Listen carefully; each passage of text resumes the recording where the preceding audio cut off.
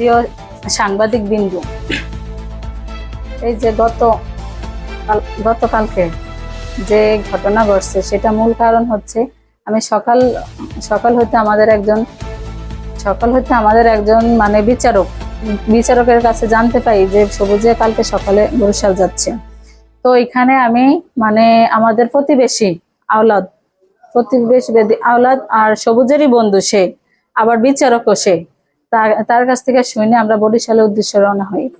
ওই সময় প্রায় বাজে 9টা, আর বরিশাল যায় পৌঁছাই 10টায়। সেখানে যায় বিবি পুকুর পাড়, ওইখানে যায় দেখি আমার হাজবেন্ড সবুজের সাথে একটা মহিলা।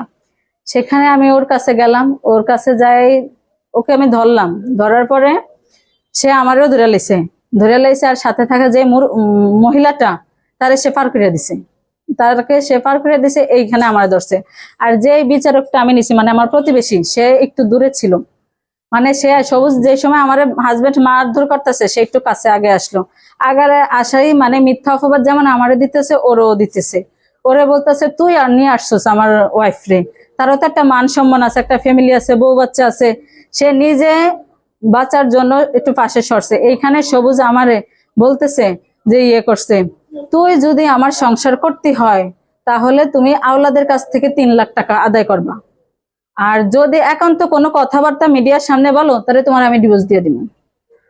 তারপরে আমি বললাম এটা কি কথা, আমি 3 লাখ টাকা কেন নিব তার কাছে? সে কি আমার কাজিন হয়? সে আমার কিছুই হয় না, আমি কেন তার কাছ থেকে টাকা নিব?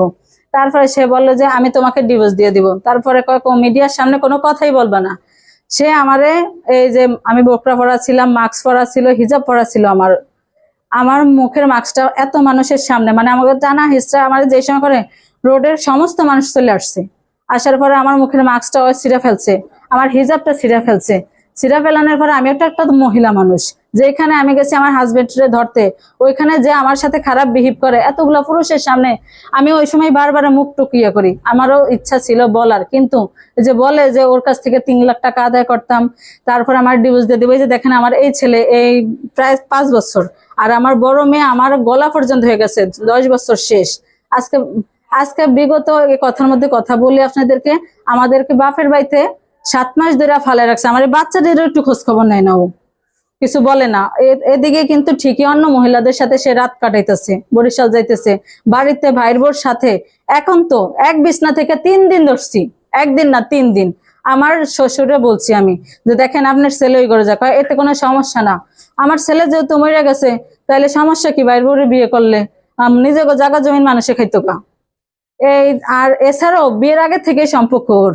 আমার মামি শাশুড়ি ঘরে, এই যে পঞ্চায়েত বাড়ির নীরব পঞ্চায়েত, এগুলোর সাথে নিয়ে মামি শাশুড়ি ঘরে আমি বহুত অবজেকশন দিছি, আমার ননদরে দায়িত্ব নিয়ে বলছি, সবাই বিচার করছে, এন থেকে কথা বলতে দিই না। কিন্তু এখন ভাই মরার পরে ওপেনলি ভাবে করে এবং কি আমার শ্বশুর আরো খারাপ বিহেভ করে আমার সাথে।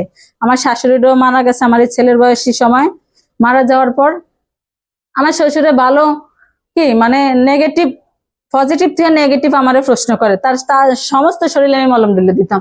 সে আমার শ্বশুর, আমি কেন তার সমস্ত শরীরে মলম ডলে দিতে যাবো? আমি কেন তাকে ফ্রেশ করবো? আমি কেন তার খারাপ কথা শুনবো? আমি এই সমস্ত শুনি না, কিন্তু কে শোনে? মানে বড় ভাবি শোনে, তার হাজবেন্ড নাই, সে এখন বাধ্যতামূলক, সে সব কাজ করে দিব, আমি তো করবো না, আমার তো কোনো প্রশ্ন ওঠে না। তারপরে দেখেন বরিশাল গেলাম, ওইখানে তো কথাটা আপনাদেরকে রাখে দিছি। ও আমার হুমকি দিতেছে আমি তোমাকে ডিভোর্স দিয়ে দিব। আমাকে কেন তুমি আমার ডিভোর্স দিবা? আমার যদি মান সম্মান না থাকে তাহলে তুমি মান সম্মান রাখোনি। আমাকে এই জায়গায় ধরতে আসছি আমি তোমারে, তুমি উল্টা আমারে ফাঁসিয়ে দিলা, আরো টাকাও চাইতেছো, তুমি আমারে ইয়েও করতেছো। থানাতে আমি আওলাদকে উনির নামে আমি মামলা করবো। কেন আমি মামলা করবো? আমি তো তার কাছে কোনো মামলা করবো না, সে তো আমার সাথে কোনো খারাপ বিহেভ করেনি, আমি কেন মামলা করতে যাবো? আমাদের টাইম না, সমস্ত মানুষের সামনে দেখেন আমার পরনো হিজাব, আপনারা তো সবাই দেখছেন, ফোনে সবারই মা বোন আছে, ওর বিহেভ গুলো দেখছেন। একটা পশু বউগুর সাথে এরকম করে না। আজকে 10 বছর সংসার করছি, ওর ভিতরে এরকম মন মানসিকতা দেখছেন আপনারা? দেখেন নাই।